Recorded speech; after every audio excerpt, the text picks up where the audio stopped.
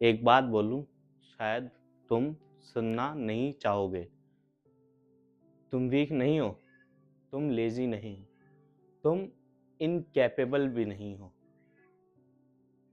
तुम बस एक जगह पर गलती करते हो। तुम हमेशा तब छोड़ देते हो जब चीज़ें काम करने वाली होती हैं। लोग सोचते हैं क्विटिंग तब होती है जब सब फेल हो जाता है, पर सच ये है, क्विटिंग सबसे ज़्यादा तब होती है जब इम्प्रूवमेंट स्टार्ट होने वाली होती है। जब दर्द कम हो जाता है। पर सच ये है, क्विटिंग सबसे ज़्यादा तब होती है जब इम्प्रूवमेंट स्टार्ट होने वाला होता है।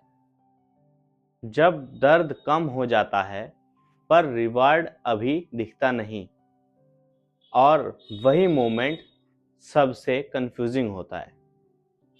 तुम सोचते हो शायद ये मेरे लिए बना ही नहीं। प्रोग्रेस कभी लाउड नहीं होती, वो स्टेज पे आकर ताली नहीं बजवाती। ज़्यादातर प्रोग्रेस चुपचाप होती है, बैकग्राउंड में। तुम रोज सेम चीज़ रिपीट कर रहे होते हो, वही काम, वही स्ट्रगल, और दिमाग बोलता है कुछ बदल ही नहीं रहा। पर सच ये है, बदलाव हो रहा होता है, बस दिख नहीं रहा होता। जैसे जिम में पहले दिन होता है।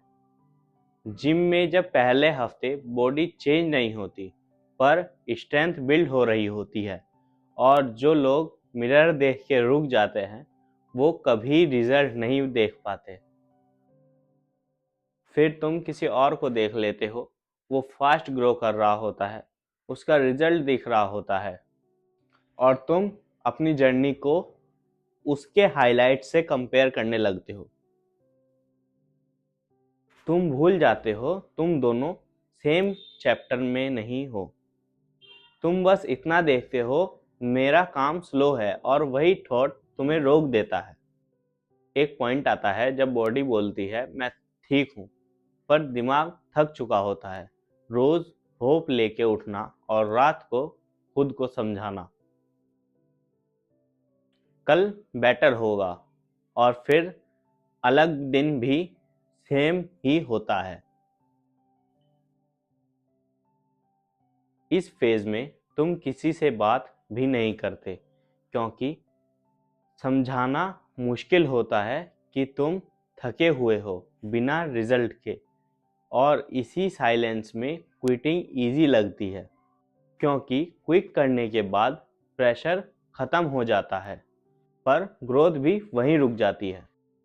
एक बात समझना ज़रूरी है, जब तुम डेली काम कर रहे होते हो, तब प्रोसेस बोरिंग लगने लगता है। जब एक्साइटमेंट ख़त्म हो जाता है, वही साइन होता है कि सिस्टम बिल्ड हो चुका है, और सिस्टम के बाद ही रिजल्ट आता है। पर तुम उस स्टेज पे पहुंचकर रुक जाते हो। मैं तुमसे ये नहीं कह रहा कि खुद को तोड़ दो, मैं सिर्फ ये कह रहा हूँ सिस्टम को मत तोड़ो। अगर रोज का प्रेशर हैवी लग रहा है, तो लोड कम कर दो, पर डायरेक्शन मत बदलो, क्योंकि डायरेक्शन बदलने में सारा टाइम दोबारा लगता है। एक बात मुझे समझ आई है, ज़्यादातर लोग इसलिए नहीं छोड़ते क्योंकि उनसे नहीं हो रहा होता, वो इसलिए छोड़ देते हैं क्योंकि उन्हें लगता है शायद उनकी मेहनत बेकार जा रही है। पर मेहनत कभी बेकार नहीं जाती, वो या तो रिजल्ट बनाती है या तुम्हें रेडी करती है।